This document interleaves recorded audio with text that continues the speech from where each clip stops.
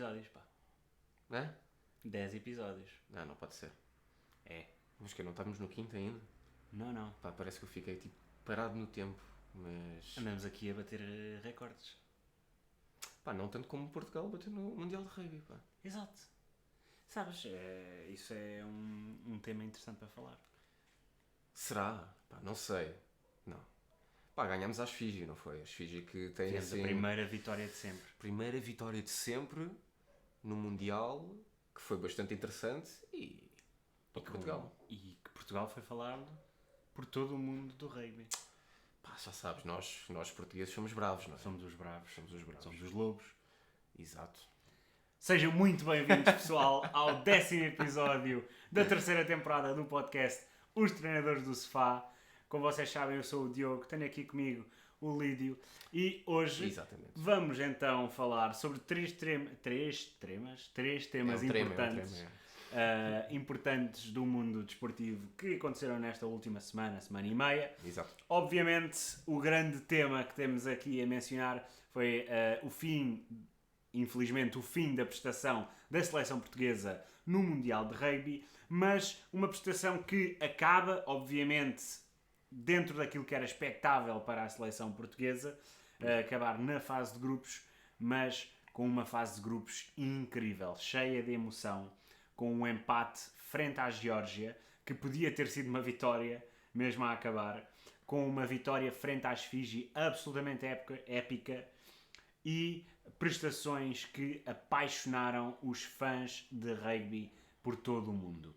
É só acompanharem a página do Mundial de Rugby, páginas de rugby no geral, a quantidade de posts que fizeram sobre a seleção portuguesa é incrível. Isto é um ponto de definição para este desporto em Portugal e pode ser um ponto de viragem para o rugby português. Lídio, os Lobos orgulharam Portugal. Sem dúvida, os Lobos orgulharam Portugal, foram exibições fantásticas e algo que nós temos de ter aqui em consideração é que a evolução do rugby nacional tem sido bastante substancial para que esta seleção fosse ao Mundial 2023 em França, com todo o seu ímpeto, toda a dedicação, todo o seu empenho, jogadores jovens a começarem a tomar as rédeas de uma seleção que, sem dúvida, muito experiente, mas nunca tinha conseguido chegar a este sucesso, a este tipo de vitórias em Mundial. Jogadores como Nicolas Martins, jogadores como Rafael Storti são extremamente interessantes e vão levar claramente Portugal para o topo. Esperemos que já no Mundial 2027, caso sejam qualificados ou caso outra situação que mais para a frente já iremos falar, poderá levar Portugal a essa qualificação. Portugal está recheado de jovens jogadores muito interessantes, o rugby nacional está a crescer cada vez mais e seja Nicolas Martins, como eu já aqui referi, Rafael Storti, Rodrigo Marta, são jogadores que vão dar a Portugal aquilo que já era necessitado, sangue novo, uma profissionalização de um desporto que é muito importante. Portugal leva para o Mundial jogadores profissionais e jogadores também amadores, mas que no entanto também são profissionais. A realidade é essa, a forma como jogam continua a ser profissionalizada. O rugby, que claramente tem muito mais sentido em países como Inglaterra, País de Gales, Irlanda. Acho que o maior caso hoje em dia mesmo até de competições europeias é a França. A França tem um grande campeonato. Foi o país organizador? País organizador, exatamente. Depois temos a mítica Nova Zelândia, quem é que não conhece o Haka? Os All Blacks. Os All Blacks. A própria Fiji. As seleções por norma das Ilhas Pacíficas, Fiji e Tonga, são sempre seleções que trazem... Fiji, Tonga, Nova Zelândia, Austrália, essa exatamente. Essa zona toda muito boa. Até mesmo a África do Sul. África do Sul, melhores seleções do mundo. Melhores seleções do mundo. E acho que Portugal também acaba por entrar agora aqui dentro de uma esfera que não estava à espera e foi, se calhar, dos grupos mais difíceis que podia ter calhado. Com Fiji, País de Gales, Austrália, logo aí já tinha... exatamente, logo aí já tinha aí 3 seleções que já era muito difícil de se bater. Precisamente as 3 seleções que ficaram à frente da seleção portuguesa. Exatamente. E a realidade é que nós vimos aqui um grupo muito interessante, com seleções a batalhar bastante, e Portugal cada vez mais está a ter a aposta que deveria ter. A seleção portuguesa de rugby teve mesmo um estágio muito, muito bom antes de ir para o Mundial 2023 e se reparou-se empenho. A disponibilidade física que os jogadores apresentavam era sem dúvida surreal e a prestação que Portugal tem pode ser surpresa, mas para mim não é, porque a paixão e o empenho que tiveram dentro de campo mereciam claramente a vitória e foi logo contra a Fiji, que ficou em segundo lugar no grupo.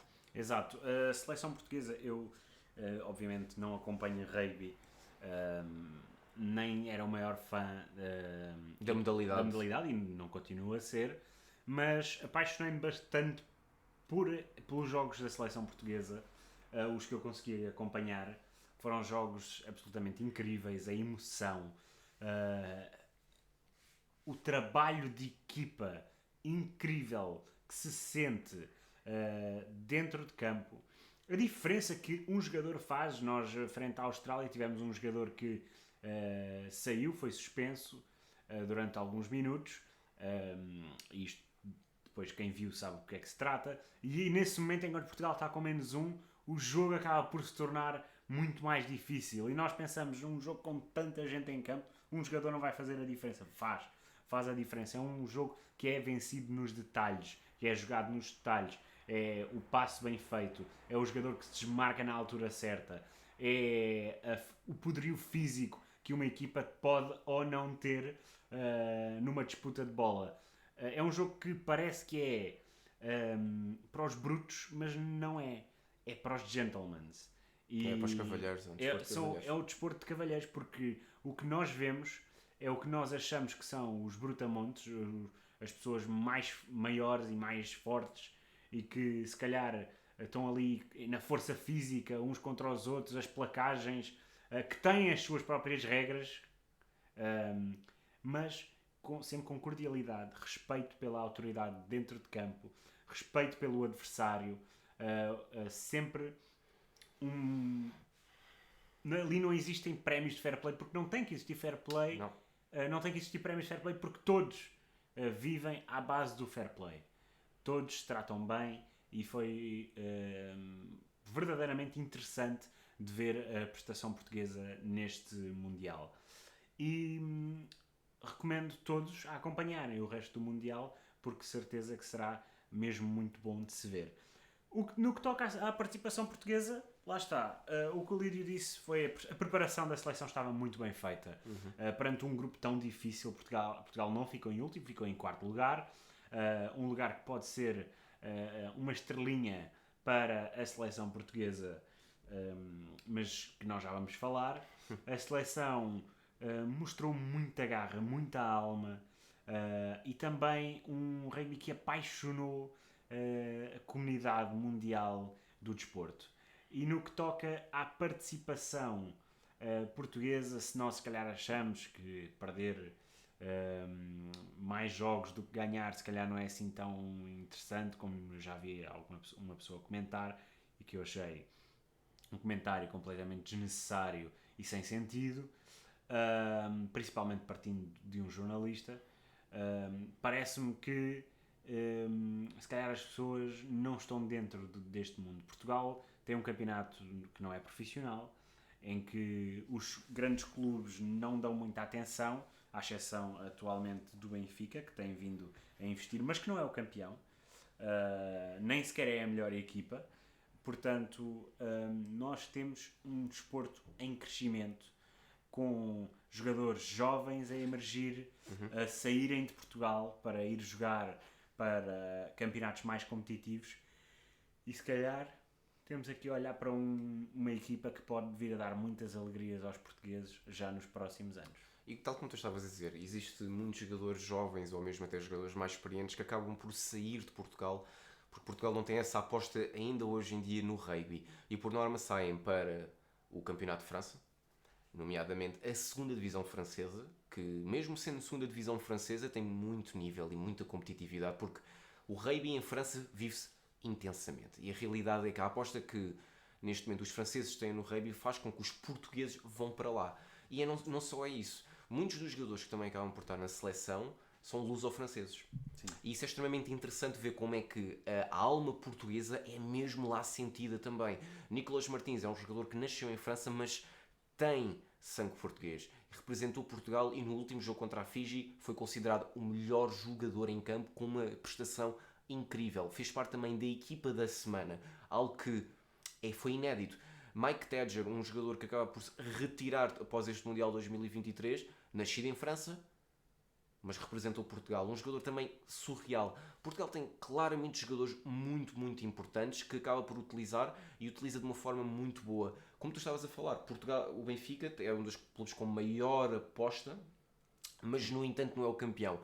Nem das melhores equipas. Nem das melhores equipas. E algo que é extremamente interessante que nós vemos no rugby português é que acaba por ser ainda o único rugby que tem representação académica e universitária. Temos o agronomia, temos o direito, o técnico voltou a ser reintegrado após alguns anos de suspensão em si. Temos um grande clube que é o Belenenses. Também, o Belenenses, exatamente. E o maior estádio é o Estádio de Honra na cidade universitária. Portanto, nós olhamos para o rugby português. E também o próprio estádio do Belenenses também já foi utilizado e a seleção jogou lá há relativamente pouco tempo contra a Itália, se não estou em erro. Mas ficou no estádio do Restelo, tecnicamente. O Belenenses tem outro estádio para o rugby, normalmente não acabam por não utilizar o estádio do Restelo. Mas, claro, porque, exatamente, por questões logísticas e de infraestruturas. Mas houve essa oportunidade e foi muito bom porque estava uma excelente moldura humana no estádio do Restelo, que é um dos meus estádios favoritos em Portugal. Com a vista para o Rio Tejo, acho que sem dúvida é um estádio muito interessante e a realidade é que aquilo que esta prestação de Portugal no Mundial 2023 de rugby pode representar para o desporto nacional é cada vez mais os portugueses, cada vez mais nós, temos a possibilidade de ver representação em diferentes desportos e a serem realmente bem-sucedidos. Por norma, nós só víamos o futebol, víamos o futsal, o futebol praia a ser os desportos em Portugal se destacava mais, mas não é assim que nós temos que ver. Portugal é representado tão bem em outros desportos que têm a ter exatamente o mesmo foco. A Liga Nacional BPI do Futebol Feminino vai ser transmitida agora no mês de outubro. Aliás, foi ontem que já foi transmitido o primeiro jogo na TVI. É este tipo de aposta que tem que haver para que Portugal e para que os portugueses consigam perceber, ok, realmente existe uma aposta em outros desportos. E isso parte pelos órgãos de comunicação social, parte pelas televisões, parte mesmo pelos próprios clubes a incentivarem os adeptos a irem aos estádios, nem que seja em menor dimensão. O que interessa é isso. Hoje em dia tu podes ir a um estádio, se calhar mais na Associação de Futebol de Aveiro ou mesmo do Porto, e as equipas mesmo das distritais têm estádios cheios. Exato. O que é extremamente interessante de se ver. E lá, o rugby, no Norte existe muito essa vertente esportiva. Aliás, nós podemos olhar para as equipas que estão na primeira divisão, como por exemplo o Chaves, exato. O Famalicão, o Vizela, obviamente o Guimarães e o Braga, equipas do Norte que têm muita gente a ver naturalmente os seus jogos e que têm sempre uma boa percentagem de ocupação. Portanto, existe essa possibilidade essa realidade mesmo. E algo que ainda poderá continuar este crescimento desportivo em Portugal. Tivemos também o Mundial de Futebol Feminino que também teve grande destaque, apesar de ser em fuso horário completamente diferente. Este Mundial de Rugby também veio a transmitir algo que vai ser muito importante para o futuro, ou poderá ser importante para o futuro desportivo da modalidade e mais precisamente da seleção nacional. A Austrália vai organizar o Mundial 2027. E isso deixa aqui um lugar em aberto, ou possivelmente irá deixar um lugar em aberto, para Portugal se qualificar automaticamente para esse Mundial. Porquê? Porque o terceiro classificado do grupo automaticamente classifica-se para a próxima edição do Mundial. E visto que a Austrália ficou em terceiro lugar, e visto que ela é que vai organizar, Portugal poderá ser automaticamente qualificado para o Mundial 2027, que já é falado que em vez de ter só 20 equipas, poderá ter 24. Se eu acho que poderá acontecer, eu acho que sim, visto que a Austrália é anfitriã, Portugal é uma possibilidade, exato. Embora que talvez remota, é uma possibilidade e que Portugal poderá lutar por isso. Obviamente que a luta para a qualificação é sempre interessante. Claro. Mas ter um lugar garantido também sabe bem. Sabe para uma seleção emergente, para uma seleção que está agora a aparecer no mediatismo normal do desporto em Portugal, se calhar é uma boa oportunidade para vermos aqui um boom no desporto. E repara, nós vamos ter o boom no desporto. Sim, nós já estamos claramente a ter um boom no desporto nacional. Houve jogadores a dizerem que estavam neste Mundial e começaram a praticar rugby por causa da participação há anos atrás, em 2008. Portanto, 2008 ou 2007. Por norma é anos ímpares. Portanto, acho que foi em 2007. Nessa participação, houve jogadores que disseram que foi por causa dessa participação que estavam ali. Mas é isso que nós temos de ter em conta. Vamos pensar que daqui a 5, 10 anos vamos ter jogadores que vão estar na seleção porque viram esta magnífica participação portuguesa no Mundial 2023. E algo que nós também temos que aqui ter em conta é que o próprio selecionador das Ilhas Fiji, e como tu falaste em fair play, eu acho que foi a pessoa que demonstrou mais fair play de todos, ele próprio disse na conferência de imprensa: se vocês estão surpreendidos por Portugal nos ter ganho, não deveriam estar, não, vocês não os veem a jogar.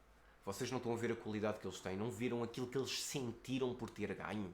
Vocês não percebem isso.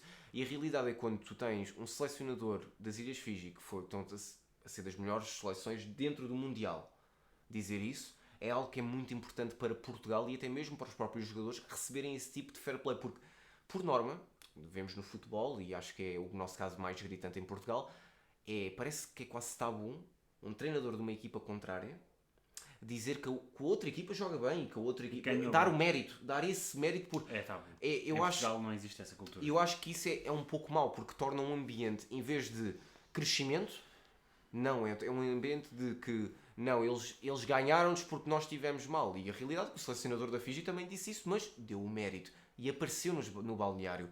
Acho que ele chegar lá, mesmo falar com o ex-selecionador português, o Patrice Legisquet, acho que foi interessante ver esse tipo de amor, esse tipo de fair play, como tu disseste. Um jogo de cavalheiros, jogado por cavalheiros, e é para continuar assim. É uma disciplina que se calhar não se sente noutros desportos, e por ser tão físico, é que se ganha o respeito mais facilmente.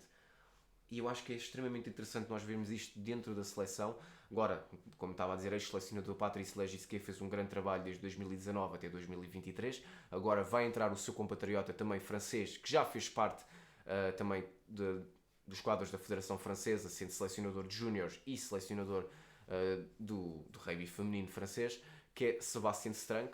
Acho que Portugal, mantendo então esta aposta em ex-jogadores franceses e pessoas dentro do rugby francês, é interessante, até porque é dos países mais desenvolvidos, portanto, continuando esta linha de pensamento, vai ser importante para a seleção conseguir cada vez mais ter sucesso.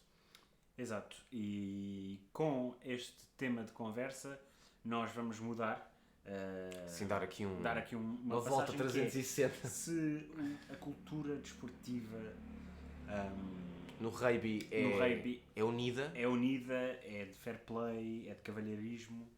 No restante desporto, não só em Portugal, tem falhado. Tem falhado e esta semana tivemos mais um jogador a retirar-se bem mais cedo do que seria previsto. Eden Hazard retirou-se, a lenda do futebol belga, um jogador que era considerado por muitos um dos melhores jogadores do mundo há cerca de 5, 6 anos atrás, que teve uma passagem infeliz pelo Real Madrid por causa de uma lesão e depois por causa do extra. De toda a atmosfera, todo o ambiente.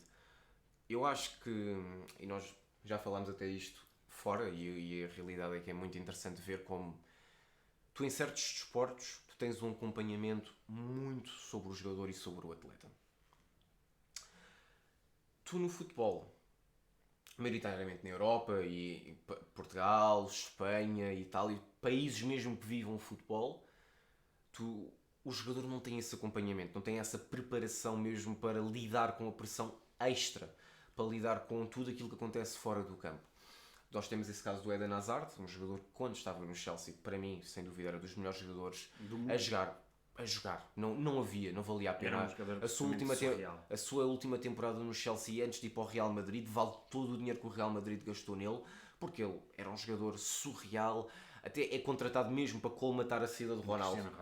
E chega ao Real Madrid, não contribui dessa forma. Teve uma lesão grave? Teve uma lesão, mas não foi só lesão. Foi tudo.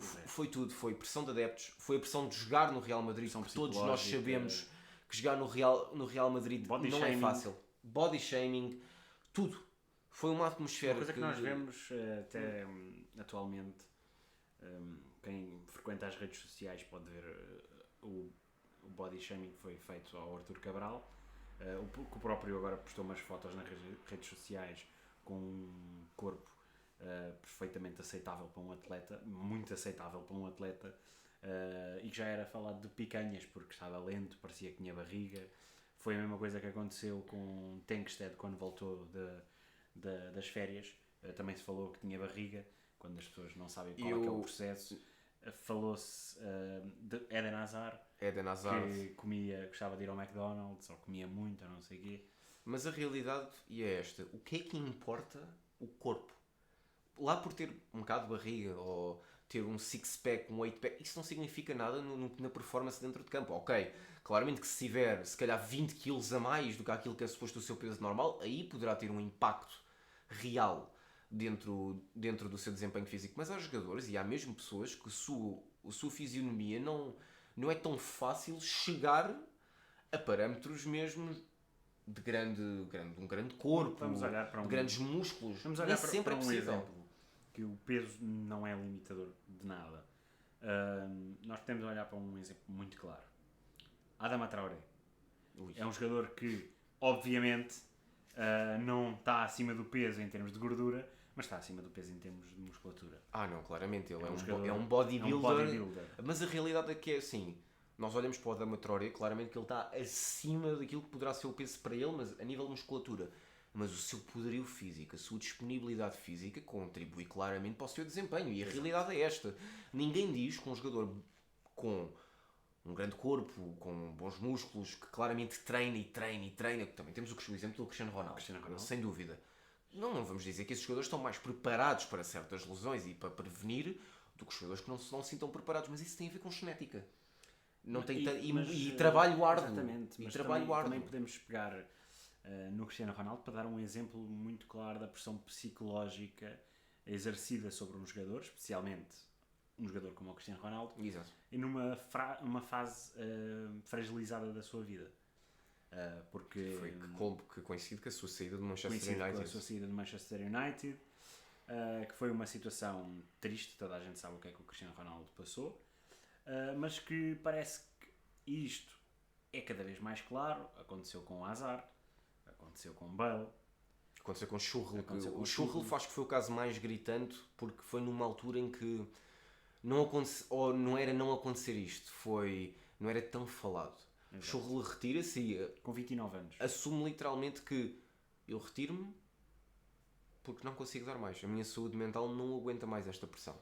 E nós vemos isto, podemos recuar um bocadinho mais e falar de um jogador que tirou a sua vida na altura em que era titular da seleção, o Robert Enke. Exato, o Neuer só passou a titular da seleção porque o Enke suicidou-se, meteu-se numa linha de comboio e infelizmente tirou a sua vida. Robert Enke era jogador do Schalke, do Hannover 96, passou pelo Benfica no início do século XX, foi um jogador muito bom nas balizas, era um jogador que estava-se a destacar na Liga Alemã, a destacar-se nas balizas da seleção, e infelizmente tirou a sua vida no ano de 2009, após uma pressão. Deixou uma carta a falar sobre isso. E ele tinha filho ou filha, tinha família, tinha descendentes neste caso. Tinha família. E foi algo que não era, ninguém conseguia. Porque é que isto aconteceu? Exato. A pressão psicológica dentro de tudo que é a esfera pública e a esfera mediática é incrível. Nós podemos muito ver agora o caso de que aconteceu há umas semanas, felizmente não deu em nada mais grave, mas de Alexis Beka, jogador do Nice, que teve sentado na borda de uma ponte com 100 metros para se atirar. E depois foi encontrado e parado. Conseguiram convencê-lo a não o fazer, ele voltou atrás e está a ter acompanhamento. Um jogador, Beka tem, se não estou em erro, 22 anos. 22 anos. 2 anos mais novo que eu. E na época passada foi praticamente titular na equipa do Nice. Médio defensivo, defesa direito. A realidade é que nós podemos olhar para o caso de Beka, podemos olhar para vários outros casos, até em outros desportos, mas a realidade é que é esta. Todos nós temos de dizer, os jogadores ganham X, e ganham isto, e ganham aquilo. E ok, é um dinheiro que se calhar a maioria da população mundial nunca vai ver na vida, porque a profissão que desempenha se calhar merecia receber isso, mas não é pago nem é dado esse valor. Mas ao mesmo tempo isso não dá o direito de ir para as redes sociais ou ir dizer que o X jogador não jogou isto, mas devia jogar porque ganha isto. Ou Os X comentários jogador... nas redes sociais Eu acho que... direcionados à pessoa. Direcionados à pessoa, e eu acho que a realidade aqui é que é esta. Seja o que for, nós nunca sabemos o que é que se passa. Exato. Porque é que um jogador vai jogar, se calhar, abaixo daquilo que nós estamos à espera. Porque é que se calhar não vai jogar da forma como nós estamos sempre habituados a vê-lo. Nós não sabemos se passou alguma coisa em casa antes de ele ter ido, se passou algo dentro da sua vida pessoal, ou até mesmo a conduzir para o treino, ou a conduzir para o jogo, seja o que for, nós não sabemos o que é que acontece. E a mesma coisa, se cada vez mais nós vemos dentro da nossa sociedade que a saúde mental realmente é importante, porque é que para jogadores não é? Exato. Porque é que nós não vemos isso quando nós olhamos para os jornalistas? E há casos mesmo gritantes, o Cristiano Ronaldo já disse milhas vezes, parem de falar sobre mim, parem de dizer isto, porque é que estão a falar? Claramente que isto, que tudo vende, e é normal, Os jogadores de mas futebol, não pode ser desta forma. atletas, são seres humanos. Continuam a ser seres humanos e vão para E ser sempre não seres é humanos. porque têm milhões numa conta bancária que vão deixar de ser um ser humano que sente, que vê as redes sociais, que vê os meios de comunicação, que vê as notícias sobre ele, que vê tudo e mais alguma coisa. Eu, quando houve esta situação do Alexis Beca-Beca, eu partilhei e disse quando é que vamos começar a ver os jogadores de futebol como seres humanos, porque não é o dinheiro que vai trazer estabilidade mental. Não é. Nós não conhecemos o background das pessoas, o que é que tiveram que fazer para chegar onde chegaram. E houve uma pessoa que partilhou esse meu comentário, que foi a Bruna Luís, que é a mulher do Florentino. O Florentino já disse em entrevistas que teve que recorrer a um psicólogo, que é algo que muita gente devia fazer. Teve que recorrer a um psicólogo para poder aguentar a pressão que estava a sentir e os problemas que estava a ter. E é um jogador que passou por, depois de ter explodido no Benfica quando entrou, passou por uma má fase, foi emprestado, 2 maus empréstimos e era dito já como um jogador completamente inútil. E entretanto voltou a revitalizar-se com Roger Schmidt e voltou a mostrar porque é que teve aquela buzz, aquele hype todo à sua volta. Não, e sem dúvida eu acho que quando nós olhamos mesmo para este tipo de casos de saúde mental não basta olhar também para o caso do futebol. Futebol claramente temos o Eden Hazard, como nós já falámos, o Gareth Bale que também vai para o LAFC. Toda a gente pensava que ele não se ia retirar e ia aproveitar os seus, aquele dinheiro, pronto, como nós dizemos, vai aproveitar o dinheiro, vai garantir a sua reforma. O Gareth Bale deixou Puramente, porque de ser futebol, de gostar de futebol. no Real Madrid. No Real Madrid. No Real Madrid. E eu acho que nós estamos aqui a olhar para estes casos, mas eu acho que o caso mais gritante de sempre a nível de saúde mental no desporto nem foi no futebol. Foi no basquetebol e foi com Michael Jordan. Exatamente. Quem já viu The Last Dance ou quem já viveu essas alturas, tanto eu e o Diogo não assistimos claramente aos tempos de Michael Jordan, conhecemos mais mesmo a nível histórico e também por ver documentários e percebemos um pouco a história do Michael Jordan, mas a realidade é que Michael Jordan retira-se 2 vezes, retira-se tecnicamente 3 vezes, retira-se 2 vezes e volta a jogar, mais 2. Mas a primeira vez... Mas a sério, retira-se 2 vezes. Sim, a sério, claramente retira-se 2 vezes. O Michael Jordan retira-se a primeira vez por pressão social, depois da morte do seu pai, claramente, constantemente a ser atacado, e a realidade é que... Puseram em causa mesmo a prestação do Michael Jordan e a culpa do Michael Jordan no que toca a tudo. E se não tinha sido por um causa ajuste dele, de contas ou uma situação... por causa dos problemas de jogo que ele tinha. Problemas, entre aspas. Agora vamos ver aqui desta forma e olhamos assim. Michael Jordan sofreu claramente de pressão social, de pressão mediática, por causa do papel que ele tinha dentro do Chicago Bulls, dentro da NBA e por ter popularizado o desporto de uma forma que nenhum outro atleta fez. No futebol, nós temos outros atletas... É a primeira super estrela em desportos coletivos. Primeira super estrela em desportos coletivos, mais ou menos. Babe Ruth já era a primeira super estrela de desportos coletivos no beisebol. Está mais nos Estados Unidos da América, mas foi sem dúvida a primeira super estrela nesse sentido. Depois foi Pelé, foi Eusébio. Antes disso, mas exato. Pronto, nós falamos nos moldes atuais. Nos moldes atuais. E nos moldes mediáticos e em termos de negócio, a NBA, antes do Michael Jordan, era transmitida em poucos países. Apesar de ter jogadores incríveis na mesma, mas a Exatamente. realidade é que nós olhamos para o caso de Michael Jordan, mas depois passamos para a atualidade, e na altura de Michael Jordan já era claramente um problema, o jogador sofreu bastante disso, e agora passamos para 2023 e não se aprende nada com isso.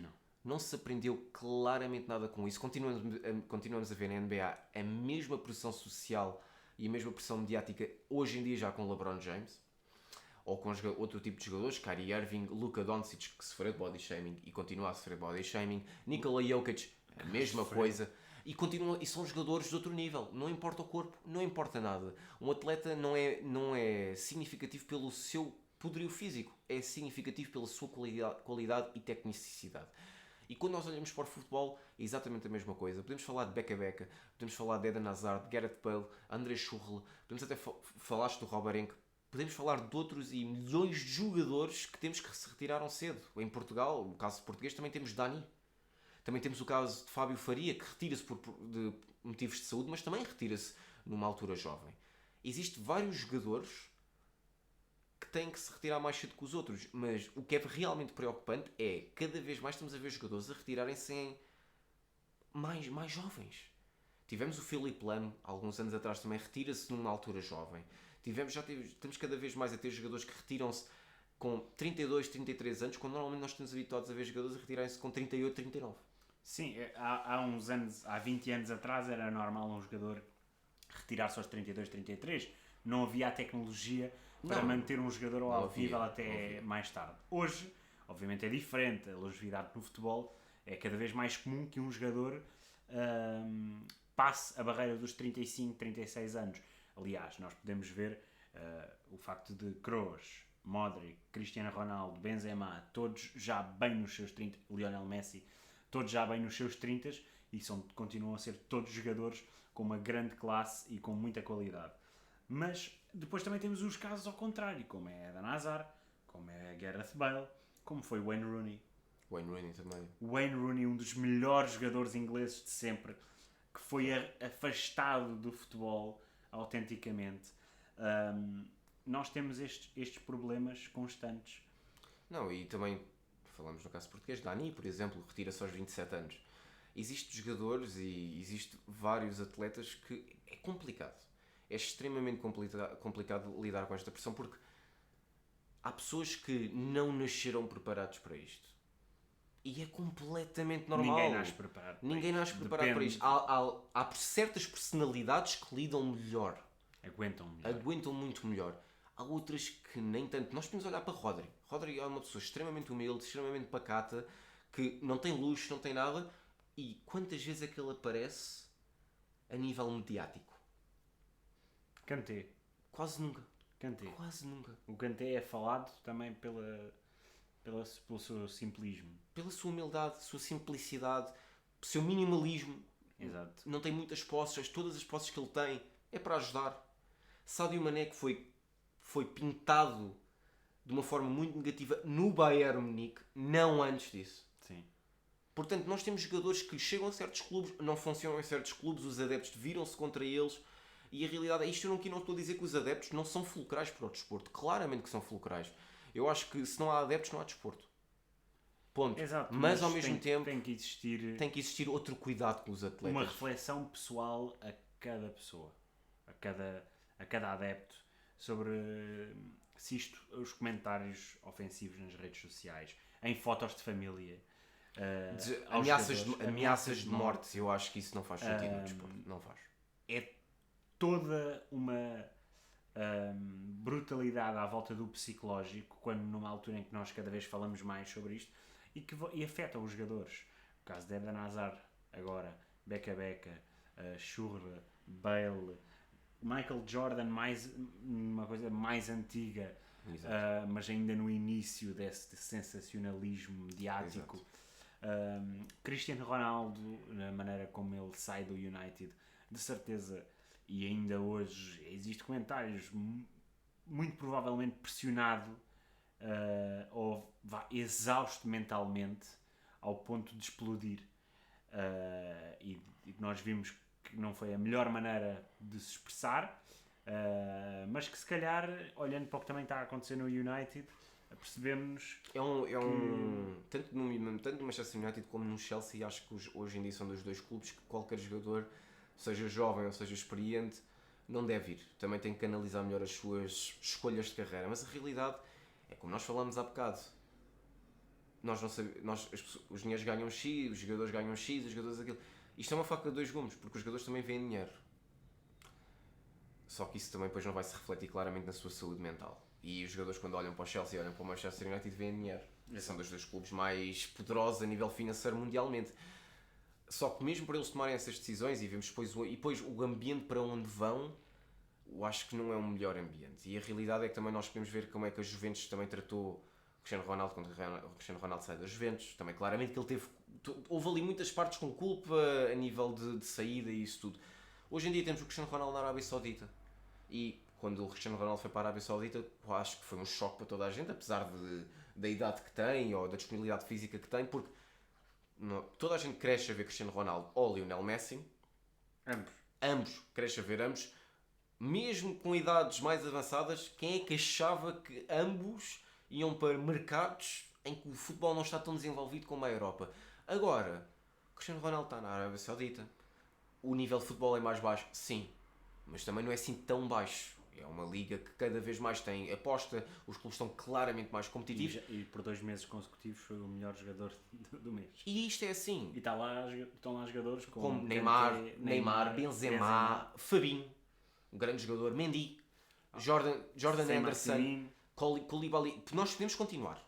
A realidade é que o Cristiano Ronaldo está a voltar ao seu nível, se calhar não ao mesmo nível que estaria dentro da Europa, com competitividade completamente diferente, mas está num nível muito bom. Jogou pela seleção frente à Eslováquia, marcou 2 golos. Claramente que está a voltar a um desempenho muito bom. Está a voltar a um... Está a voltar a ter confiança, eu acho que é essa a palavra. É confiança. O sorriso que Cristiano Ronaldo demonstra a jogar pela seleção atualmente demonstra que houve muitos demónios que foram... estão a ser ultrapassados. Isto é excelente para a pessoa, para o homem que é Cristiano Ronaldo. E esperemos que isso aconteça com mais jogadores. Consigam encontrar-se, ser felizes junto dos seus a jogar futebol ou não. E também temos aqui outro caso que poderá acabar por anunciar a sua retirada, mas ainda nós não sabemos. E por acaso nem falámos, nem me tinha lembrado, que é David Herrera. Também possivelmente irá se retirar do futebol. E ele tem 32 anos. Portanto, é mais um jogador que é guarda-redes, portanto, ainda podia jogar mais 10. Ainda podia jogar mais 10, ou mais, até se quisesse. A realidade é que nós temos o caso e o impacto da saúde mental no desporto é muito importante, seja no basquetebol, seja no futebol, seja no futsal, seja onde for. Porque se nós já falamos hoje em dia na saúde mental como sociedade em geral, que é algo importante para nós como pessoas continuarmos a crescer, percebermos os nossos gatilhos. Quando nós olhamos para os jogadores, acho que acabam por sofrer mais pressão porque eles estão no mediatismo. Quase toda a sua vida é filmada. Seja por paparazzi, seja por fãs, seja pelo clube, seja por isto. É muito difícil viver dentro desta esfera. Claramente que se és um jogador de um clube mais pequeno, tu vais ter a mesma pressão, mas se calhar não vais ter a mesma pressão, mas é sempre difícil. O Beca é um jogador do Nice. O Nice não é dos maiores clubes em França, tendo em conta o mediatismo. Mas continua a ser um clube e é um jogador que tem que ter esse impacto. E a realidade é que também, se falamos em saúde mental, Diogo, também temos que falar no desporto que claramente que já foi muito abalado por isso, que é a Fórmula 1. Exato. Fórmula 1, Lewis Hamilton já falou milhões e milhões de vezes sobre o impacto da saúde mental no seu desempenho. Exato. Algo que é muito importante. Fórmula 1 que está a chegar ao fim mais uma temporada.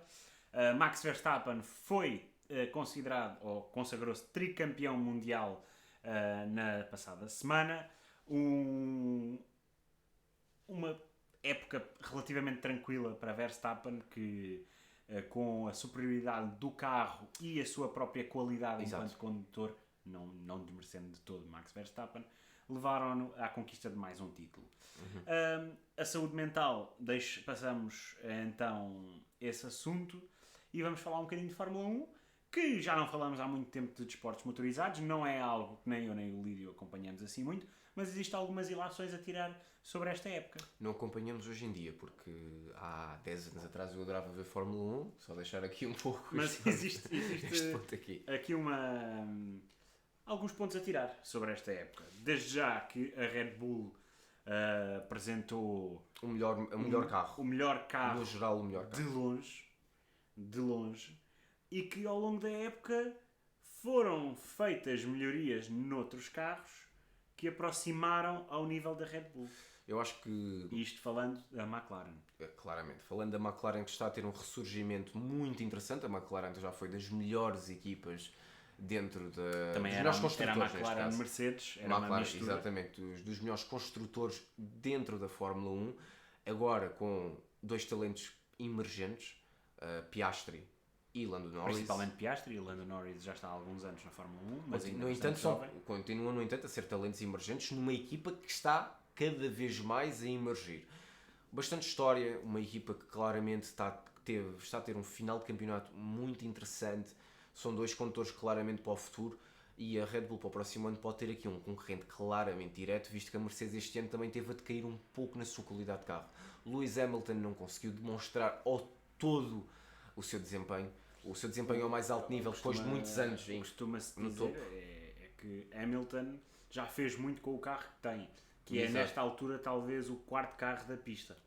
Sim, É talvez capaz o de quarto ser o carro da pista, quarto porque carro da pista. temos outro construtor que também, a meu ver, acho que é extremamente interessante e claramente carregado por um dos melhores condutores de Fórmula 1 que se calhar já apareceram neste século, que é Fernando Alonso e a Aston Martin. A Aston Martin teve um desempenho também muito, muito bom. Fernando Alonso fez um campeonato espetacular, o último, vai-se retirar. O último, e sem dúvida que não parecia isso, porque ele estava a conduzir como conduzia há muitos anos atrás. E a realidade é que quando se tem Fernando Alonso na equipa, faz com que toda a estrutura cresça, a sua própria experiência faz com que tudo cresça à sua volta. É um ambiente muito positivo, um ambiente em que Fernando Alonso consegue deixar aos mais jovens condutores, deixar aos próximos condutores da Aston Martin um conhecimento extenso sobre o carro, sobre tudo, a forma como funciona dentro das pistas, dentro dos circuitos.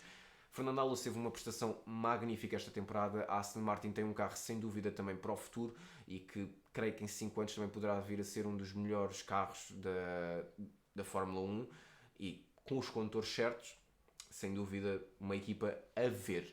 McLaren dispensa apresentações neste momento porque sem dúvida das melhores equipas. Conquistou um sprint, apresentaram um carro cada vez mais forte, semana após semana, prova após prova, e que de facto deixa água na boca para a próxima edição. Parece-me que esta foi uma edição transitiva, em que a Red Bull de facto foi hegemónica, e agora a própria Red Bull deverá ter mudanças. Checo Pérez é muito provável que saia da equipa, a própria direção já falou sobre isso.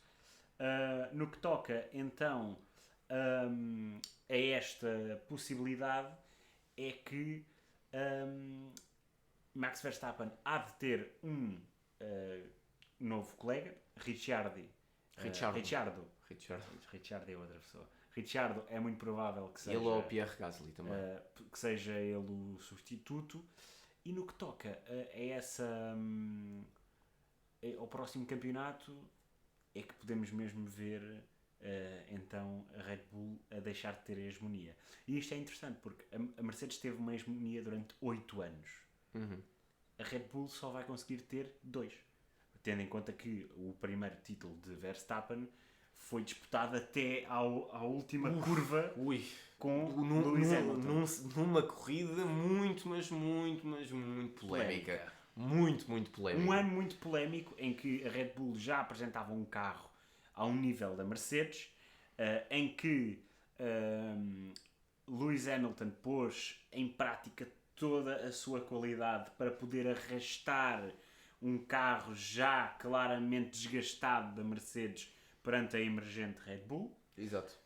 E que depois, acabando esta hegemonia, temos o ano seguinte em que Verstappen é campeão justo E agora temos mais um ano em que Verstappen limpa por completo o campeonato, mas é que nestas últimas corridas começa então a aparecer a McLaren, que foi crescendo e crescendo e crescendo, e parece-me, lá está, próximo ano vamos ter uma luta interessante. Vamos ter uma luta interessante e também sem claramente não deixar aqui falar sobre a Ferrari, que também este ano tem sido uma boa construtora, Carlos Sainz e Charles Leclerc. O problema da Ferrari é a autossabotagem que costumam fazer. Não consigo entender. Eu sinceramente... É que têm corridas na mão. Quando eu acompanhava mais religiosamente a Fórmula 1, em miúdo claramente, a Ferrari era a melhor equipa, hands down. Não havia melhor equipa do que a Ferrari. Alonso, Massa. Michael Schumacher. Schumacher também. Schumacher é a lenda. Ponto. Schumacher é lenda. Sebastian Vettel. Sim, Vettel ainda, o Vettel foi mais foi depois mais na Red Bull. Foi mais na Red Bull, no entanto. Red Bull Renault. Mas a nível de nome, sim. A nível de nome, a Ferrari sempre teve grandes condutores. Hoje em dia, é isso como estás a falar, autossabotagem. No entanto, continua a ser a terceira classificada nos construtores. Portanto, mesmo com a autossabotagem, eles chegam lá. O problema da Ferrari é, às vezes, a incompetência e o amadorismo que apresentam. Como, por exemplo, um condutor chegar às boxes e não haver pneus prontos para pôr. Só uma ideia. Isto é daquelas coisas. Isto é daquelas coisas que por norma a gente diz assim, pá, isto acontece nos jogos. Exato. Prontos, e aconteceu. Isto é exatamente a mesma coisa do que um jogador de futebol chegar ao balneário, estar claramente a doer-lhe alguma coisa no corpo e dizerem, pá, falta gelo. Pronto, bem. Ou um jogador de futebol chegar ao balneário e não existirem equipamentos prontos para entrar. Bem, lá vamos jogar nós com os coletes da Kipster.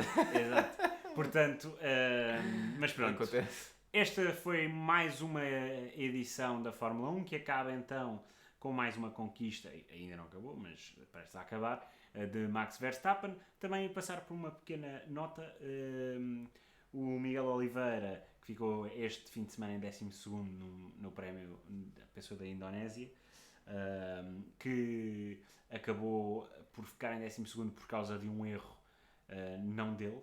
Levou um toque e estava em 8º na altura a disputar o 7º lugar.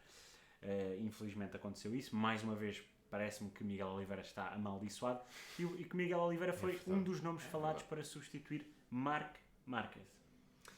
Sem dúvida que é um piloto com um talento enorme. E a realidade de ser um talento nacional, mas melhor, Diogo, ser da Margem Sul. Ser da Margem Sul. Eu acho que claramente que é um piloto muito, muito importante. E se nós falamos de representatividade, seja no rugby, seja em desportos coletivos, também temos que falar em desportos motorizados, que temos o Miguel Oliveira e claramente defende muito bem o nome de Portugal. Não tem tido sorte. Na KTM não teve sorte. Na Tech 3 teve sorte. Aí teve realmente sorte. Foi isso que lhe levou mesmo à KTM. E agora, não tem sorte não é por causa da moto, porque a moto sem dúvida é muito boa. É porque é abalroado. Já teve várias lesões e por norma não é por erros dele. Exato. É por erros de outros que ele paga. Mas sem dúvida que ser falado por substituir Marc Márquez, vê-se que claramente do MotoGP reconhece o seu valor e reconhece o seu talento. Acho que Miguel Oliveira é uma das maiores representações nacionais a nível de esforço, empenho, dedicação, porque sempre que consegue um grande lugar faz sempre para isso. Tem dos melhores tempos, mas não tem sorte. É isso, eu acho que acaba por acontecer. Acho que é um bocado à base de sorte. E pronto, e nós vamos acabar o nosso episódio 10. É o 10º, não é? Nosso 10º episódio. É o 10º episódio. Mais uma vez agradecer a todos os que estiveram connosco nestes 10 episódios e que vamos continuar esta terceira temporada. De certeza que será longa. Vamos tentar o nosso máximo. Voltamos também aos relatos para a DESL esta semana. Portanto, mantenham-se atentos ao nosso Instagram. Vamos sempre anunciar quando é que vamos voltar. Próxima semana temos mais 2. Próxima semana é quarta e quinta. Estamos lá quarta e quinta-feira. Vamos estar então a relatar. Não percam também as nossas redes sociais, que nós iremos anunciar também quem é que irá jogar, quem é que iremos relatar. E bem, para mais um episódio, o meu nome é Lídio. Tu és o Diogo, não és? Sou o Diogo. Pois é. Há muito tempo aqui a fazer isto. Não se esqueçam de seguir nas nossas redes sociais, seja Facebook, Instagram, TikTok, LinkedIn, onde vocês quiserem, nós estamos lá. Portanto, sigam-nos nas nossas redes sociais. É sempre um prazer estar aqui ao pé de vocês. E não se esqueçam, é domingo, ainda tem mais umas horas aqui para descansar um pouco. Portanto, fiquem no sofá e vejam o nosso episódio.